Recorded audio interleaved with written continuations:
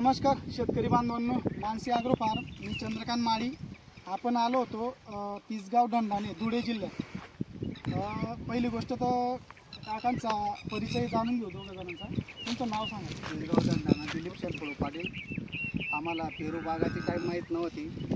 Mansi agro form यांना बोलवलं, त्यांच्या मार्गदर्शनानुसार पेरू काय होतं काढायची पाळी आली, त्यांनी असं मार्गदर्शन केलेलं आहे. आज पाहून समाधानी होती. सगळं व्यवस्थित झालेलं आहे त्यांच्या मार्गाने. पहिली गोष्ट, लागवड झाल्यानंतर तुम्ही रोपं आणली, लागवड केली. लागवड नंतर किती महिन्यांनी मला बोलवणं म्हणजे आपल्याकडे दिलं? 6 महिन्याने बोलवलं होतं. 6 महिने आम्ही झालेले असं बाकी होते. लोकांनी सांगितलं उपटून फेकून द्या म्हणून. तुम्हाला बोलवल्यानंतर आम्हाला वाटायला लागलं काहीतरी पेरूवरती भेटेल आणि आज समाधानी वाटायला लागलं. जमत नव्हतं, झाडं पाहिजे तशी डेव्हलप नव्हती. आपण आलो, आपल्या अंधारमध्ये घेतलं, छाटणी केली.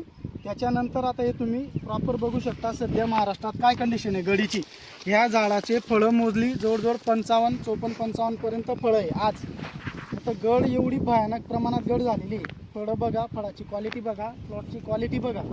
राहिली गोष्ट शेतकरी बांधवांनो, सध्या जी परिस्थिती आहे शेतीमध्ये, पेरू फळबागच नाही इतर पिकांमध्ये शेतकऱ्याला पॅनिक होऊन चालणार नाही आहे. आता हे पेरूचं आता जे तुम्ही गड झालेली गड, इतर बागांवर झालेला गारपीट झालेला पाऊस, ह्या हिशोबानं रेट हे खूप समाधानकारक रेट राहणार आहे यावर्षी. या हिशोबानं जर आता समजा हे 55 आहे, काही झाडांवर 30, 35, 40 बी भरू शकता, कमी होऊ शकतात. सरासरी 40-50 जरी फॉर्म बसला तरी मनासारखं उत्पन्न भेटणार आहे म्हणून. आणि सध्या पेरू शेतीत काय झालं आहे, शेतकरी पहिल्याच भारात किंवा दुसऱ्याच भारात पाहिजे तसं 5 लाख 10 लाख उत्पन्न पाहिजे. याचं कारण एक आमच्यासारखे दुसरे व्हिडिओ बनवणारे शेतकऱ्यांना वेळ करून ठेवलेलं आहे. एकरी 15 लाख 10 लाख 12 लाख आमकाच उत्पन्न येतं. त्या हिशोबानं काही शेतकरी खर्चही अमाप करून टाकतात. नुसतं पिकवणं महत्त्वाचं नाही, खर्च योग्य आणि जो लागणार आहे तेवढाच कंट्रोलमध्ये योग्य प्रमाणात होणं गरजेचं आहे. आणि नुसतं खर्च 10 लाखाचा आणि 11 लाखाचा पेरू निघाला त्यालाही महत्त्व नाही.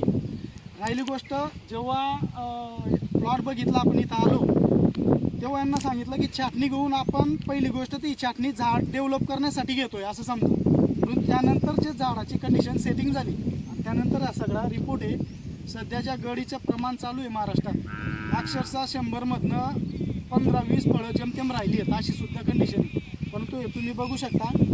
पहिली गोष्ट, त्याच्यानंतर बाजूचे काका आहेत रावसाहेब दादा किंवा आणखी एक शेतकरी आहेत आपली इथंच आले. त्यांना थोड्याफार अडचणी आल्या आहेत, त्यांना बी आल्या. सगळे प्लॉट क्लिअर आहे आपण असं म्हणत नाही, जे ते रेग्युलर.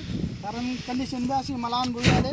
खरं लोकांना चालत नाही, फेकणारा आणि आकडेवारी देणारा तो चांगला वाटतो सध्या सोशल मीडियावर. परंतु जे ते तुमच्या समोर आहे. म्हणून स्वतःही जर करत असाल तर प्रॉपर नियोजन करा, योग्य गोष्टी योग्य वेळी द्या. नसेल जमत तर कोणाकडून मार्गदर्शन घ्या. मार्गदर्शन देणारा पण प्रामाणिक आणि प्रॉपर योग्य वेळेवर सगळ्या गोष्टी व्यवस्थित झाल्या पाहिजे. रिझल्ट तुम्हाला 100% येणार आहे.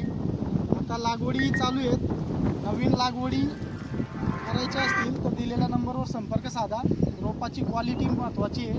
2, 4, 5, 10 रुपये रोप स्वस्त भेटतं आहे म्हणून कुठून तरी रोप मागून लागवड केल्यानंतर ते तुम्हाला 1 वर्षानंतर किंवा 8 ते 10 महिन्यानंतर जेव्हा फळ निघणार आहे तेव्हा तुम्हाला समजेल झाडाची ग्रोथ होते नाही होते, रोग निमॅटोड मुक्त आहे की नाही आहे, व्हरायटी एकच आहे का मिक्स आहे, या सगळ्या गोष्टी नंतर कळतात. म्हणून रोपं घेताना ही क्वालिटी रोपाची आणि प्रॉपर व्हरायटी खूप महत्त्वाची आहे. या सगळ्या गोष्टींवर लक्ष द्या. धन्यवाद.